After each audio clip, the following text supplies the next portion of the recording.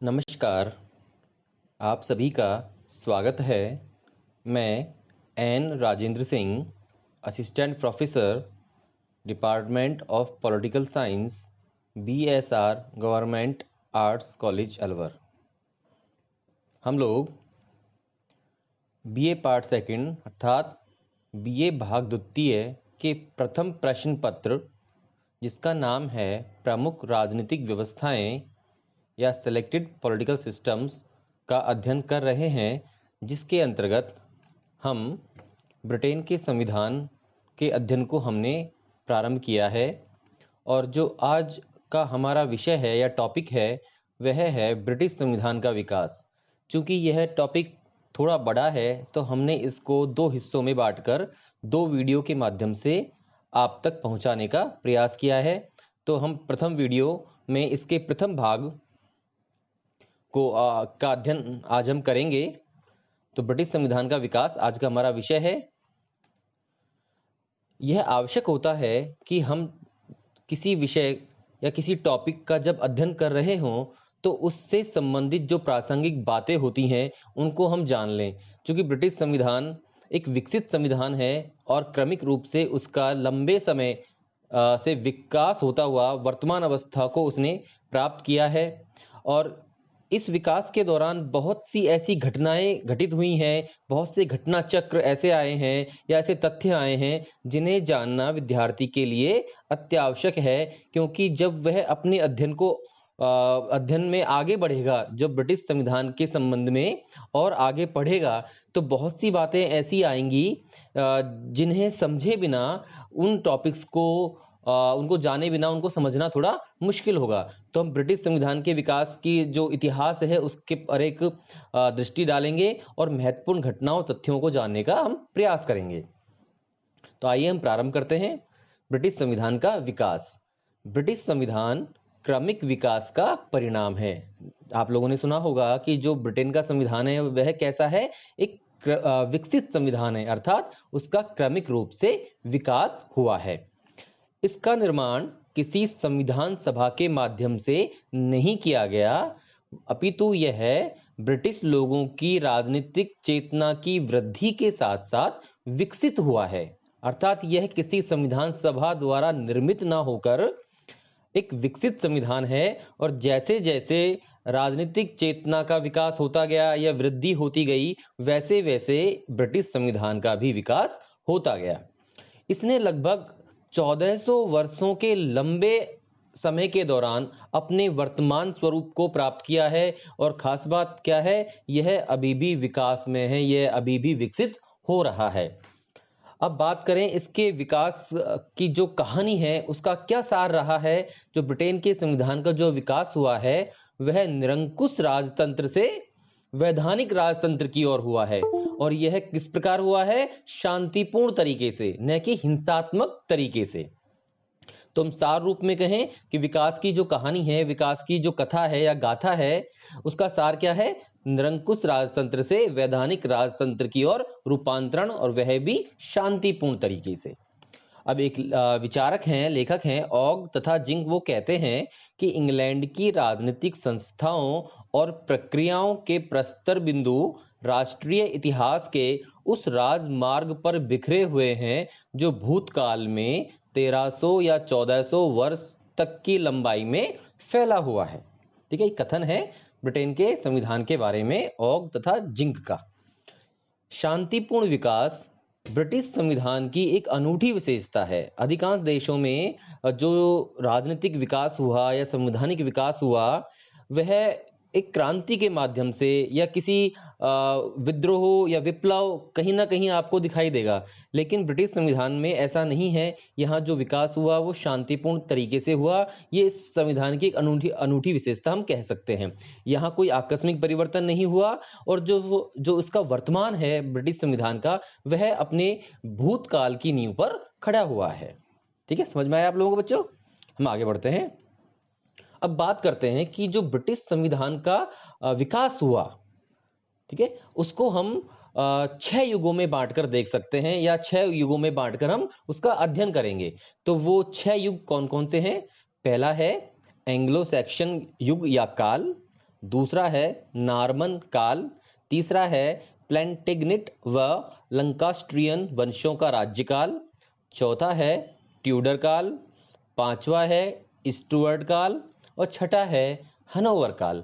तो हम एक एक करके इनको जानने का प्रयास करेंगे और इन काल, इन युगों में जो जो घटनाएं हुई, जो नई नई चीजें सामने आई, उनको हम जानने का प्रयास करेंगे। सर्वप्रथम हम लेते हैं एंग्लो सैक्सन काल या सीमित राजतंत्र की स्थापना। जो एंग्लो सैक्सन काल था उसमें क्या, उसका जो संवैधानिक विकास जो हुआ था उसकी क्या विशेषता थी? सीमित राजतंत्र की स्थापना। और यह जो काल रहा, इसका जो समय रहा वह 5वीं सदी से लेकर 1066 ईस्वी तक इसका काल माना जाता है। तो हम बात करते हैं एंग्लो सैक्सन काल की। ब्रिटेन के संवैधानिक विकास का जो आरंभ या प्रारंभ होता है वह एंग्लो सैक्सन काल से माना जाता है। ठीक है बच्चों, 5वीं शताब्दी में ब्रिटेन में एंग्लो सैक्सन लोगों का शासन स्थापित होता है और यहीं से ब्रिटिश संविधान की नींव पड़ती है। ठीक है, अब इस काल की या इस युग में जो विशेषता रही, इसमें दो प्रमुख संस्थाओं की स्थापना हुई। एक था नियंत्रित राजपद और दूसरा था स्थानीय स्वशासन यानी लोकल सेल्फ गवर्नमेंट। नियंत्रित राजपद यानी राजपद की स्थापना तो होती है लेकिन वह कैसा था? नियंत्रित, सीमित।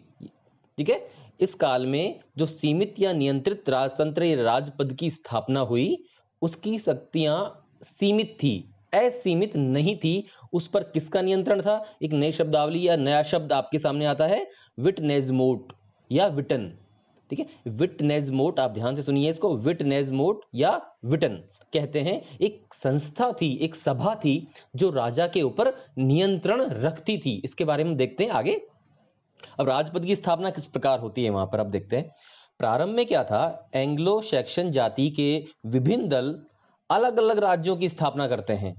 बाद में वेसेक्स का एक राजघराना था, उसका नाम था वेसेक्स के राजघराने की सर्वोच्चता वहां स्थापित हो जाती है और यह घराना 1066 ईस्वी तक इंग्लैंड पर शासन करता है। जैसे ही वेसेक्स के राजघराने की स्थापना होती है, राजघराना, तो राजपद की वहां भी स्थापना हो जाती है।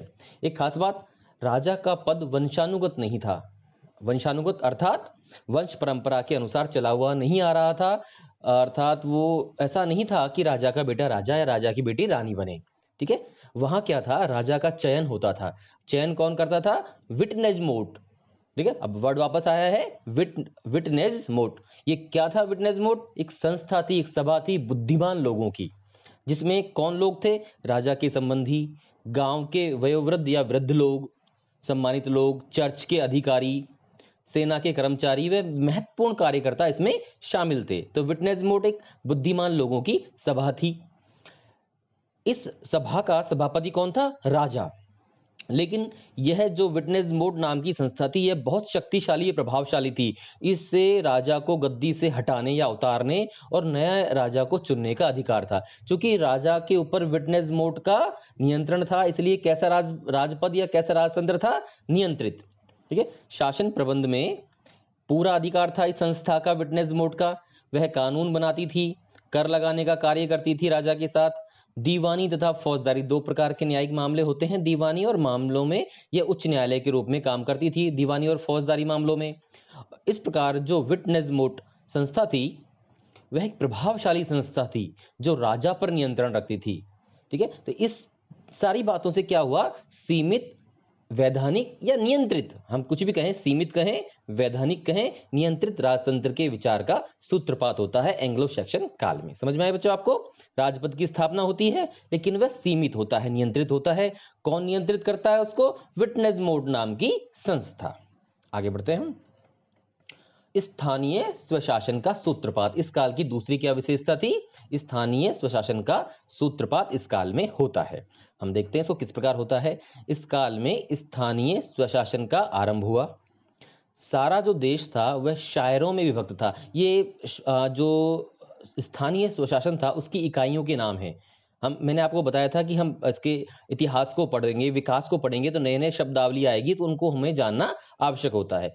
सारा देश शायरों में विभक्त था और शायर जो है वो हंड्रेड्स नाम की इकाइयों में या उप प्रदेशों में विभक्त थे और जो हंड्रेड्स हैं वे गांव तथा शहरों में विभाजित थे। इस प्रकार वहां स्थानीय स्वशासन की कई इकाइयां थी जो वहां के अपने मामलों का वो शासन प्रशासन करती थी। प्रत्येक हंड्रेड, एक इकाई का नाम है हंड्रेड, एक स्थानीय सभा होती थी और प्रत्येक शायर में एक शायर मूट होता था। तो गांव में जो जनता थी वह एकत्रित होकर अपने आपस के मामलों पर विचार करती थी, आपसी मामलों पर विचार करती थी। इस प्रकार वहां स्थानीय स्वशासन की नींव पड़ी। न्याय का जो कार्य था वह शायर मूट के जो प्रमुख थे और बिशप लोगों द्वारा किया जाता था। शायर मूट मतलब शायर में जो अधिकारी होता था, उस शायर नाम की इकाई का उत्तराधिकारी जो उत्तरदायी व्यक्ति जो होता था प्रशासन के लिए, शासन के लिए, वो शायर मूट। और इन शायर मूटों का जो अधिकारी होता था, शायर मूटों का प्रमुख, और बिशप लोग द्वारा न्याय कार्य किया जाता था। ब्लैकस्टोन कहते हैं कि इंग्लैंड की स्वतंत्रता उसकी स्वतंत्र स्वायत्त संस्थाओं की देन है। अपने पूर्वज सेक्शनों के समय से ही अंग्रेजों ने नागरिकों के कर्तव्यों और उत्तरदायित्वों को सीखा है। ठीक है, तो इस प्रकार वहां पर एंग्लो सेक्शन काल में सीमित राजतंत्र और स्थानीय स्वशासन का सूत्रपात होता है। अब बात करते हैं दूसरे काल की। उसका नाम है नॉर्मन एंजीवन काल। और इसकी क्या विशेषता थी? राजकीय निरंकुशता और सबल केंद्रीय सरकार का अब उदय होता है। संवैधानिक विकास की कहानी आगे बढ़ रही है। अब क्या बात आती है? राजकीय निरंकुशता, जो सीमित राजतंत्र था अब वो निरंकुशता की ओर बढ़ने लगा और स्थानीय स्वशासन के स्थान पर केंद्रीय सरकार मजबूत होने लगी। इसका जो काल था वो 1066 से लेकर 1153 ईस्वी तक का काल था। सन 1066 में नॉर्मन देश के विलियम ऑफ नॉरमंडी ने ब्रिटेन पर विजय प्राप्त कर ली और नॉर्मन राज्य की स्थापना की। 1066 में नॉर्मन देश के जो राजा थे विलियम ऑफ नॉरमंडी ने ब्रिटेन पर विजय प्राप्त करके अपने राज्य की स्थापना की, जिसका नाम था नॉर्मन राज्य। नॉर्मनों में एंग्लो सैक्सन काल की स्थानीय संस्थाओं को समाप्त तो नहीं किया, परंतु उनमें आवश्यक परिवर्तन किया। किस उद्देश्य से?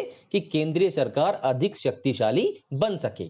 जो पिछला जो काल था उसमें जो स्थानीय संस्थाओं की स्थापना हुई थी एंग्लो सैक्सन काल में, उनमें उनको समाप्त नहीं किया, पर उनमें इस प्रकार परिवर्तन किया कि केंद्रीय सरकार शक्तिशाली या मजबूत बन सके।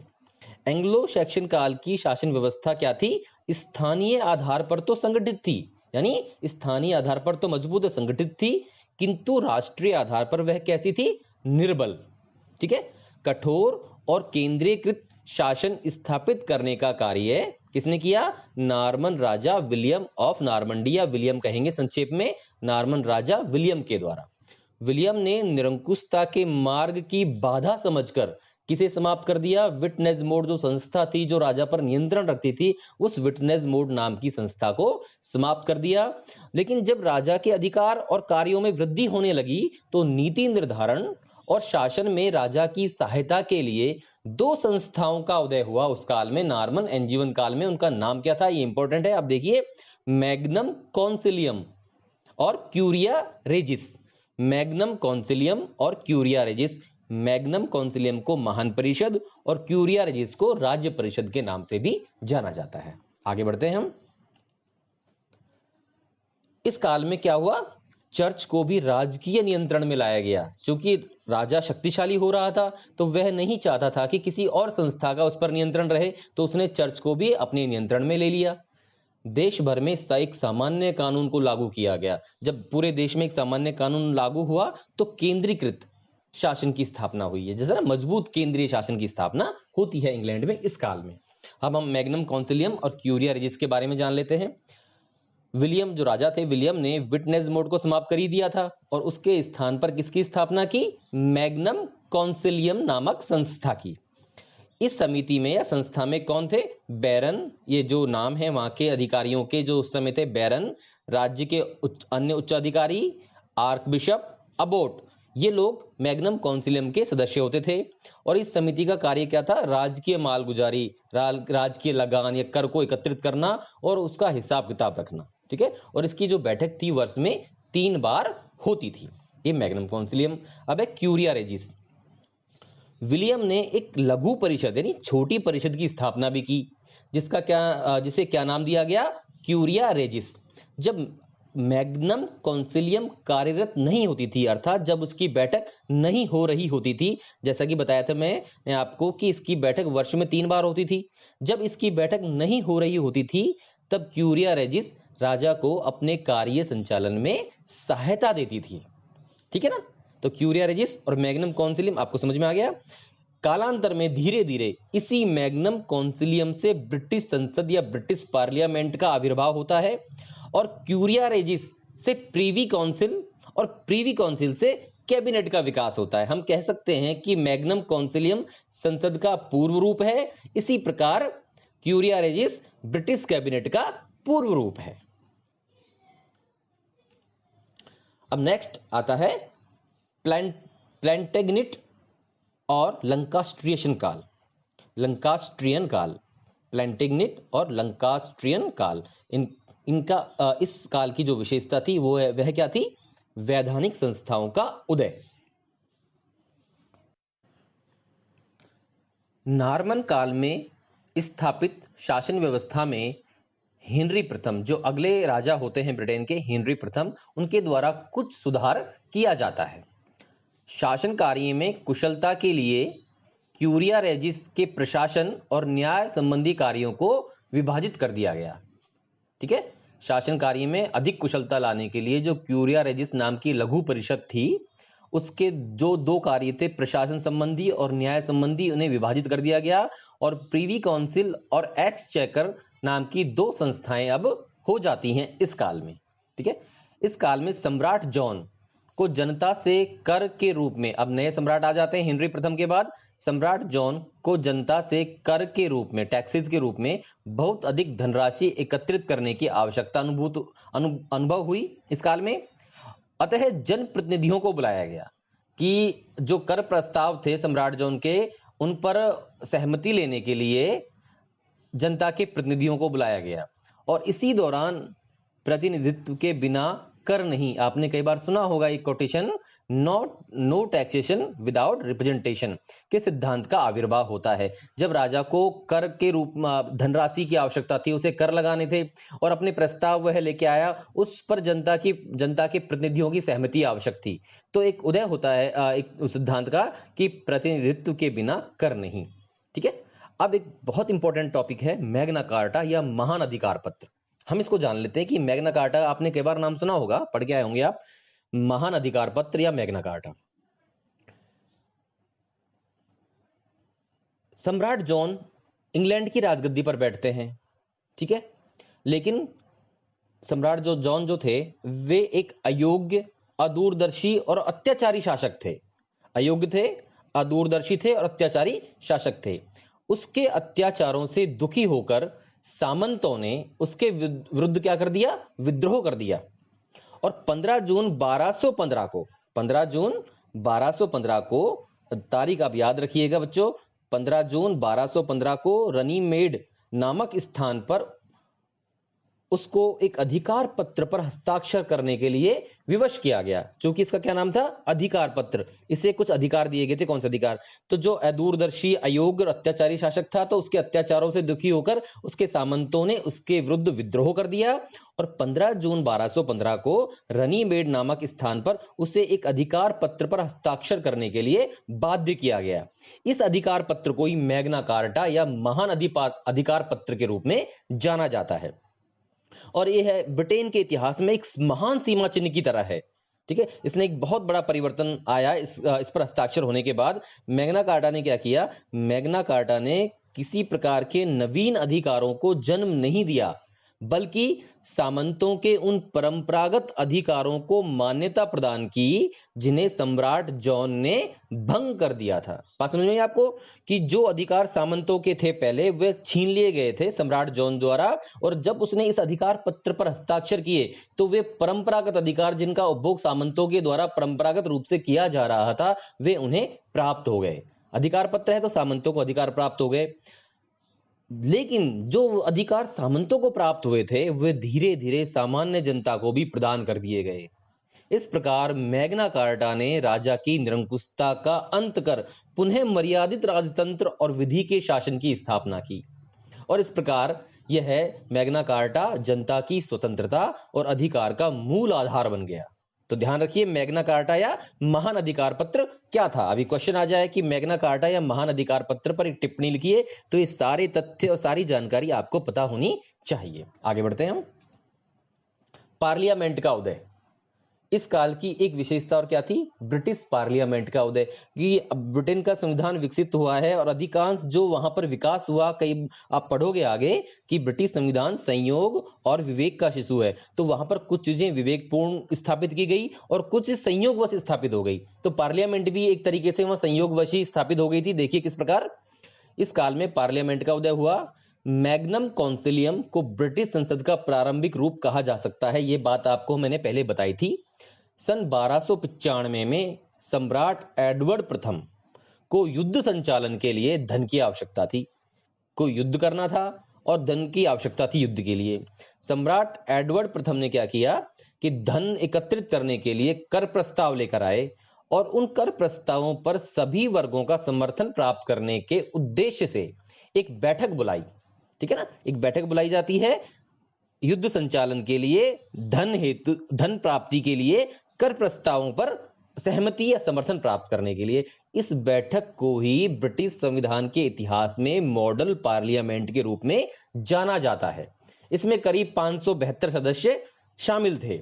तो मॉडल पार्लियामेंट का उदय होता है किस प्रकार? 1295 में जब एडवर्ड प्रथम अपने युद्ध की आवश्यकताओं की पूर्ति के लिए, युद्ध के लिए धन की जो आवश्यकता थी और धन एकत्रित करना था और कर प्रस्ताव उनके द्वारा लाए जाते हैं और उन पर समर्थन प्राप्त करने के लिए कर प्रस्तावों पर एक बैठक बुलाई जाती है, जिसे मॉडल पार्लियामेंट कहा गया ब्रिटिश संविधान के विकास के इतिहास में। अब देखो ये बैरन, क्लर्जी, नाइट, नागरिक, जन नागरिक, ये नाम है बैरन, क्लर्जी, नाइट, जो विभिन्न प्रकार के नागरिक थे, उच्च छोटे बड़े अधिकारियों के, विभिन्न जनप्रतिनिधियों के नाम हैं ये। बैरन, क्लर्जी, नाइट और नागरिकों ने राजा की प्रार्थना को एकत्र होकर सुना, किंतु बाद में प्रत्येक वर्ग, जो राजा की प्रार्थना थी उसको तो सभी ने मिलकर सुन लिया लेकिन बाद में प्रत्येक वर्ग उस पर विचार करने के लिए अलग अलग हो गए। सुना तो एकत्रित तो एक साथ, लेकिन उस पर विचार अलग अलग किया और 3 वर्ग बन गए, बैरन, क्लर्जी और नाइट। ठीक है बच्चों। अब चूंकि बैरन और क्लर्जी जो लोग थे, इनके हित कैसे थे? एक समान थे। तो उन्होंने अपना एक संगठन बना लिया और इसी से धीरे धीरे आगे चलकर लॉर्ड सभा की स्थापना होती है, लॉर्ड सभा बनती है। बैरन और क्लर्जी लोगों के द्वारा जो अपना संगठन बनाया गया, वह आगे चलकर लॉर्ड सभा के रूप में हमारे सामने आता है। और जो बाकी के लोग थे, नाइट और नगरजन या बाकी नागरिक थे, उन लोगों ने मिलकर क्या बनाया? कॉमन सभा की स्थापना की। तो ब्रिटिश संसद के 2 सदन हैं, लॉर्ड सभा और कॉमन सभा, और उन दोनों की स्थापना इस प्रकार से हो जाती है। इस प्रकार ये संयोग ही है कि ब्रिटिश संसद में 2 सदन हो गए। आगे ही बात संयोग वाली, ठीक है ना। तो प्लैंटेगनेट वंश के शासनकाल में संसद की शक्ति बहुत बढ़ गई थी और वह राजाओं को पदच्युत यानी पद से हटाने लग गई थी। सन 1327 में संसद ने एडवर्ड द्वितीय को सिंहासन से हटा दिया। देखो, कभी राजा शक्तिशाली हो रहा है, कभी संसद शक्तिशाली हो रही है। इस प्रकार ब्रिटिश संविधान की कहानी धीरे धीरे आगे बढ़ रही है। रिचर्ड द्वितीय को भी संसद के सामने झुकना पड़ा। लैंकास्ट्रियन वंश के शासनकाल में राजा द्वारा मनोनीत मंत्रियों के समूह के लिए प्रीवी काउंसिल शब्द का प्रयोग किया जाने लगा। लैंकास्ट्रियन वंश के शासनकाल में राजा द्वारा मनोनीत मंत्रियों के समूह के लिए प्रीवी काउंसिल शब्द का प्रयोग किया गया। सन 1401 में कॉमन सभा ने यह मांग की कि नए करों को लगाने से पहले राजा को जनता की शिकायतों की याचिकाओं को सुनना चाहिए और उसके निवारण का वचन देना चाहिए। सन 1407 में कॉमन सभा ने वित्त विधेयक प्रस्तुत करने का अधिकार स्वयं ले लिया। तो बच्चों, यह पहला भाग है ब्रिटिश संविधान के इतिहास की कहानी का। हम इसको दूसरे वीडियो में, दूसरे व्याख्यान में पूरा करेंगे। यह जारी रहेगा, यह व्याख्यान दूसरे वीडियो में। तब तक के लिए धन्यवाद आप लोगों को, और आप दूसरे वीडियो पर हम इस व्याख्यान को पूरा करेंगे। ठीक है।